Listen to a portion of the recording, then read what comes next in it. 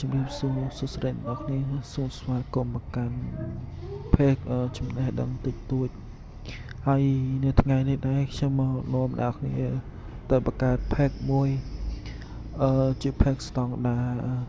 សម្រាប់ឲ្យអ្នកគ្នារកស៊ីរកអនឡាញអីចឹងតែឥឡូវមុននឹងចូលដល់វីដេអូបង្កើត page នឹងសូមអ្នកគ្នាចុចsubscribe ឬចុច like វានៅក្នុងវីដេអូនេះម្នាក់មួយផង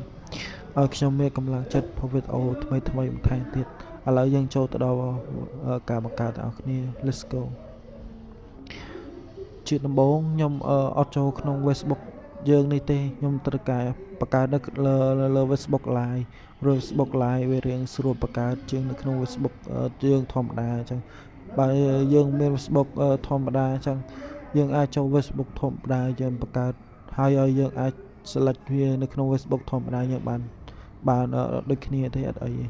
ឡូវចុចចូល tray 3នេះមកយើងរកពាក្យថា page នេះអ្នកគ្នាចុចលើវាមកឥឡូវមកដល់ចំណុចនេះយើងយកពាក្យបង្កើតទំព័រនេះមកយើងចុចពាក្យថាចាប់ផ្ដើម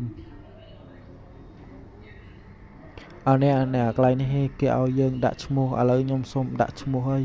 អ្នកគ្នាចង់ដាក់ឈ្មោះបែបណាបែបម៉េចអ្នកគ្នាដាក់ឈ្មោះលក់អនឡាញនៅក៏បែបម៉េចអ្នកគ្នាដាក់តាមនឹងទៅតែនេះខ្ញុំសូមដាក់ឈ្មោះតាមបែបខ្ញុំហើយ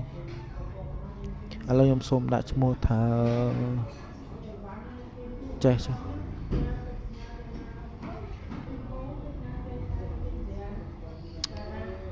ប៉ុណ្ណឹងហើយអ្នកគ្នាដាក់ឈ្មោះរួចហើយអ្នកគ្នាសូមចុចយ៉ាស់ចូលនេះដាក់ឈ្មោះរួចហើយអ្នកគ្នាចុចពាក្យថាបន្ទាប់នេះមកនៅកន្លែងនេះបើនៅក្នុង Facebook ធម្មតាយើងប្រើសប្ងាយហ្នឹងវាអាចលោតផ្សេងពីនេះអញ្ចឹងកន្លែងនេះយើងលោតខុសគ្នាអញ្ចឹងតែកន្លែងនេះយើងជ្រើសប្រភេទនឹងជ្រើសដូចគ្នាទេអញ្ចឹងយើងចុចជ្រើសប្រភេទនេះមកបើសិនជាអ្នកគ្នាចង់រើសប្រភេទវីដេអូអីចឹងទៅអ្នកគ្នារើសប្រភេទតន្ត្រីឬក៏ប្រភេទអីផ្សេងសម្រាប់ខ្ញុំដាក់សបចឹងទៅខ្ញុំសូមជ្រើសយកនេះផលិតផលនិងសេវាកម្មឥឡូវយើងជ្រើសរួចហើយចុចពាក្យថាបន្ទាប់ទៀតមករងចាំវាបន្តិចសិនអ្នកគ្នាក្នុងការបង្កើតនេះសាមញ្ញទេមានអីច្រើនទេឥឡូវនេះយើងដល់ចំណុចនេះហើយយើងអត់បាច់ចុចទេយើងចុចរំលងនេះមកឥឡូវយើងបាន page យើងរួចរាល់ហើយ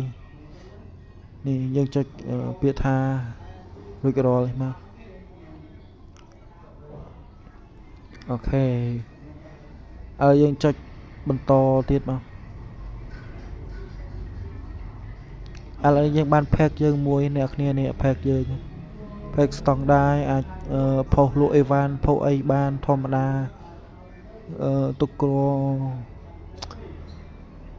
ផុសអីផ្សេងក៏បានលក់អីវ៉ាន់ក៏បានហ្នឹងឥឡូវយើងបាន page ហើយអ្នកគ្នា